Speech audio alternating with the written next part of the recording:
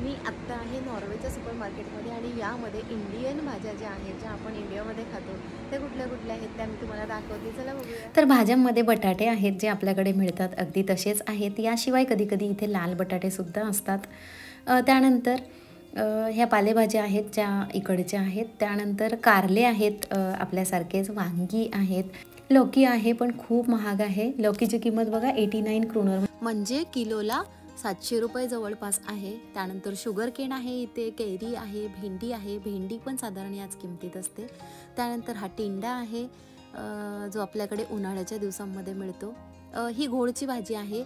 मला नाही माहिती बाकी महाराष्ट्रात त्याला काय म्हणतात, पण विदर्भामध्ये घोळची भाजी म्हणतात आणि हिची डाळभाजी केली जाते आणि ती मला प्रचंड आवडते. त्याच्यानंतर इथे पुदिना आहे, कोथिंबीर आहे. कोथिंबीर अगदी आपल्याकडे मिळते तशी बारीक पानांची नाही, जाड्या पानांची आहे. त्यानंतर इथे शेपूची भाजीसुद्धा आहे.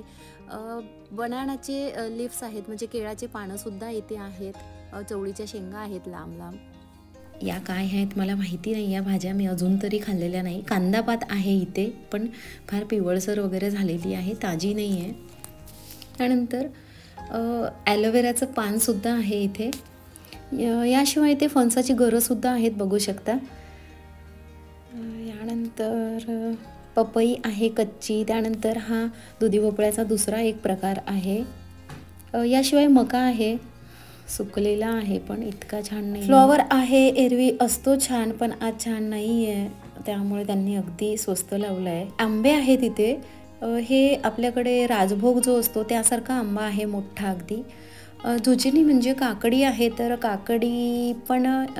काकडीचे पण तुम्हाला 3-4 प्रकार इथे दिसत असतील. अगदी 3-4 प्रकारच्या काकड्या आहेत. ही आपल्याकडल्यासारखी काकडी आहे. त्यानंतर सिमला मिरचीचे प्रकार आहेत. त्यानंतर भोपळ्याचाच हा एक प्रकार आहे, अगदी गोळा लुसलुशीत असतो. टोमॅटो आहेत, तर हे रेग्युलर टोमॅटो आहेत. टोमॅटोचे बरेच प्रकार असतात, पण हे रेग्युलर आणि मीडियम रेंजचे असतात. यानंतर भोपळ्याचा आणखीन हा एक प्रकार आहे. हा ग्रिल केला जातो, याचे काप केले जातात, खूप छान लागतात. त्याच्यानंतर वांग आहे, ज्याचं आपण भरीत करतो, ती वांगी आहेत. बीन्स आहेत इथे. त्यानंतर बीन्स पण महाग असतात थोडे.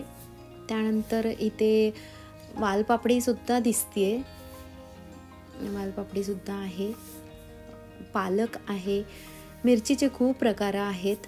ही लाल मिरची आहे, मोठी मिरची. त्यानंतर ब्रोकोली तर अगदी सहज मिळते. गाजर आहेत. आपल्याकडे महाबळेश्वरी गाजर जो असतो तो गाजर इथे मिळतो आत्ता. त्यानंतर हा मुळा आहे, लाल मुळा. त्याच्यानंतर आहे इथे कोबीचे 3-4 प्रकार आहेत पत्तागोबीचे. तर ही पत्तागोबी, ही परत कांदापात आहे, ही थोडी जाडी आहे. त्यानंतर मुळा, गोल मुळा आहे. नवलकोल आहे इथे, ज्याची भाजी केली जाते इकडे.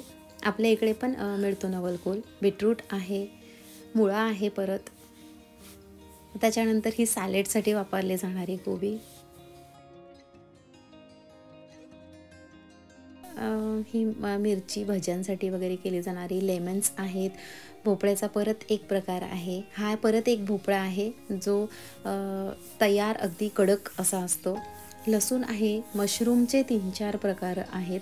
लसणाचे सुद्धा 3-4 प्रकार आहेत. काय फरक आहे माहिती नाही, दिसायला जवळपास सारखा दिसतो.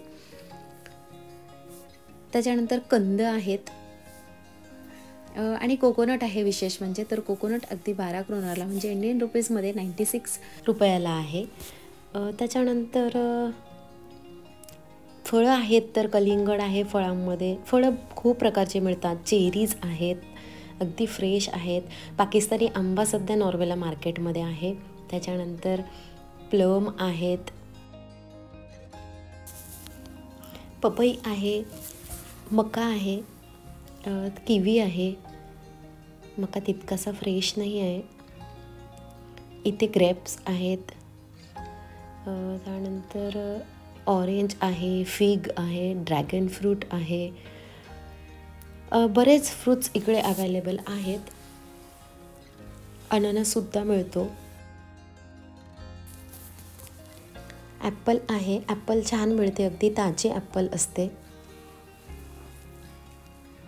ग्रीन ॲपल आहे, पियर आहेत, पियर पण छान मिळतात, अननस आहे. अननसाला नॉर्वेजियनमध्ये सुद्धा अननसच म्हटलं जातं. त्यानंतर स्ट्रॉबेरी आहे, स्ट्रॉबेरी पण छान आहे, पीच आहे, प्लम आहे, आलूबुखार. तर मित्रमैत्रिणींनो, या होत्या नॉर्वेच्या सुपरमार्केटमध्ये मिळणाऱ्या इंडियन व्हेजिटेबल्स आणि फळं. कसा वाटला व्हिडिओ कमेंट करून नक्की कळवा. एखाद दिवशी मी तुम्हाला इंडियन स्टोअरची सुद्धा टूर करवणार आहे. पुन्हा भेटूया लवकरच नव्या व्हिडिओज.